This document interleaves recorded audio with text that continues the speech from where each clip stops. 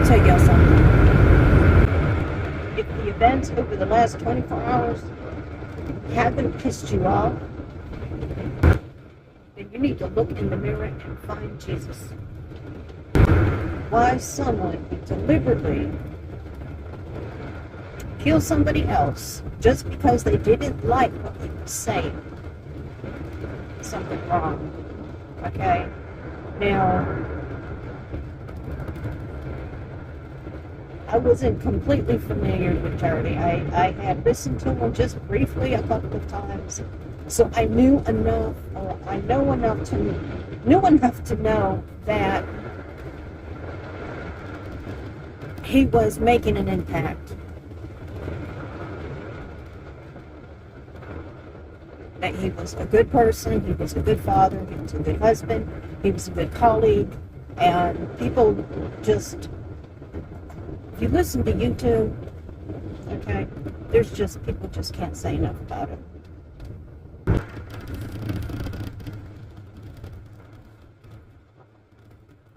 I am disturbed at the people that are on Facebook, maybe not Facebook, Instagram, and X, I think, that seem to be rejoicing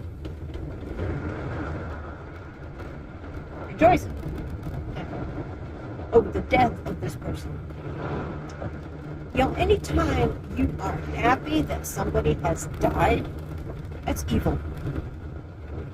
I don't care. I don't care. That is nothing but evil. No one should want the death of somebody else enough to where they are happy. Okay? No one. When that man was killed, a family was destroyed. A wife doesn't have a husband. Those children no longer have a father. His parents no longer have a son. His friends no longer have him as a friend. His colleagues, he's not there anymore. Life will go on. Okay? Things will continue to happen. But there's always going to be a piece that's missing out of those people's lives. And I can tell you what I think. I think that the only reason that man was shot was because he was making a difference. You don't take out people that don't make a hill of beans in the world. All right, those people aren't taken out. Those people, they know, you know. Because what is it? That the devil doesn't mess with you if you're on the back burner. It's the ones that are on the front burner. It's the ones that are doing something and making an impact in the world. Those are the ones that the devil runs after. It's that simple. And if you think for 1 minute that it's any other reason, then you are wrong. That's what evil looks like. All right, my friends. I got to run in the drugstore for a minute. I'll be right back. Okay, got that done. Now, we're going to work. The thing about living in a small town. Oh, you don't have to wait on things as much as you do if you live in a big town, which is nice. But let's get back to our little topic here, okay? What kind of evil does it take for people to rejoice over the killing of another person? I'm not sure I want to know.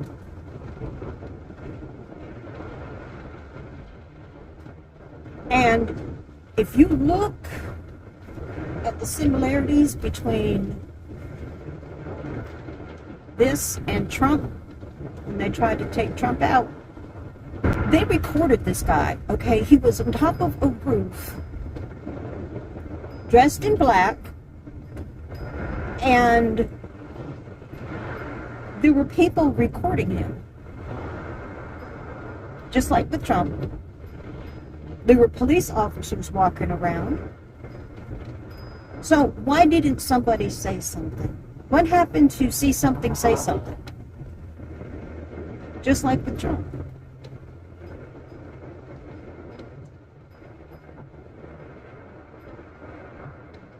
You know, you can be patient and you can be, what's the word I'm looking for? Tolerant as much as you want. And you can give people the benefit of the doubt, and you can want something for them just as much as you want for yourself. My husband says that a lot. He says you should never want something. You should always want something for somebody else, just like you do for yourself.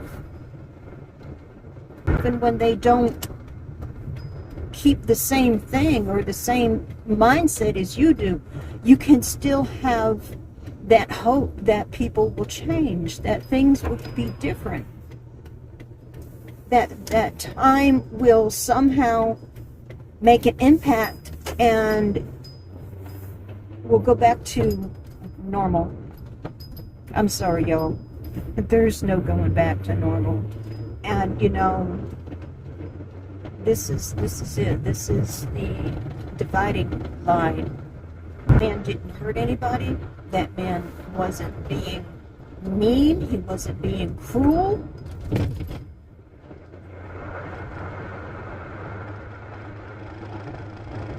He spoke his mind, yes, but he did not do it in an ugly, nasty way. He told people how he felt. He challenged people to think beyond the box that they were put in. That in itself was no reason. We all should be challenging ourselves to think beyond the box that we put ourselves in. Because once that box is sealed, you can't really go back. You know, you should think beyond yourself. You should think out of the box. Just because you think one certain way, all right, that doesn't mean that you can't think about something else. And do I believe that today's generation are being brainwashed? Yes, I do. Oh, I absolutely do. You know, my kids, when they were in school, this was, oh my gosh, long time ago. You know, I was more concerned about their safety and what they were learning than I was about them being indoctrinated into a state of mind that would convince them or tell them that one way was good and the other way was bad, and they couldn't think any other way. But I'm going to tell y'all, if my kids were in school today, they would be homeschooled. I mean, I homeschooled my kids way back when. But there's no way I let them set a foot inside a public school. And if you are schooling your children in a public school, a government indoctrinated school, you need to pull them out. You need to find a way to school them at home. It won't be easy. It will be hard. But today, things are hard. And it's time to do the hard thing. It's time to do the right thing. And sometimes the right thing isn't easy. Sometimes the right thing means that we do the hard thing. But you need to pull your children out of school. Because if you don't, they're going to get indoctrinated, and they are going to get the mindset of whatever it is that they're teaching in school right now.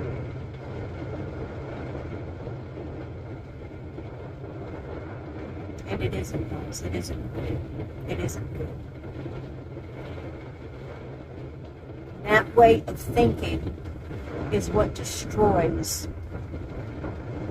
Okay, and it just doesn't destroy the mind. It destroys. It is killing society. Our society is being destroyed from the inside out. Okay? Because it starts with the family. And if you break down the family, you can break down society. That's just that simple. It doesn't get any simpler than that. He wants you to believe that there's nothing to see here. Like, Wizard of Oz. Y'all remember that movie? If you don't know that movie, go watch it. But anyway, the wizard, it's called Wizard, was hiding behind the curtain. And when Toto pulled the curtain back, he was like, nothing to see here, nothing to see here. And all it was this little short man that was pulling all the levers and the levers, and he was making other people believe that he was this big green head that was, in control of everything. Nothing to see here, nothing to see here. And that's what the media wants you to believe. Nothing to see here. That girl that got stabbed, and we'll talk about that later, but that girl that got stabbed up in Charlotte, none of the mainstream media reported on that story. Here comes a felon, all right, sitting on a train, I believe it was like a commuter train, and this young lady comes in, minding her own business, doesn't say anything to her. I really think she looked behind her, and sits down, and this evil man who had already been convicted of felons, stabs her in the neck. And if that's not bad enough, the people around her didn't even try to help.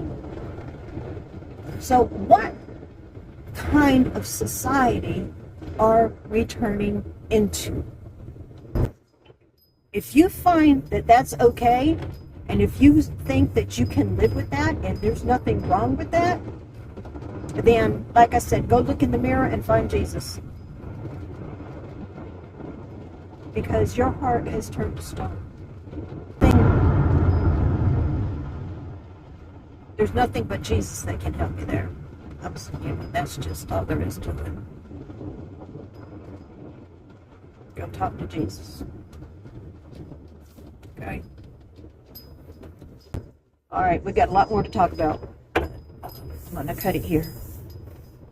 And we will discuss other things some other time. Because I'm not done with this. And you shouldn't be either. Okay? Get you later.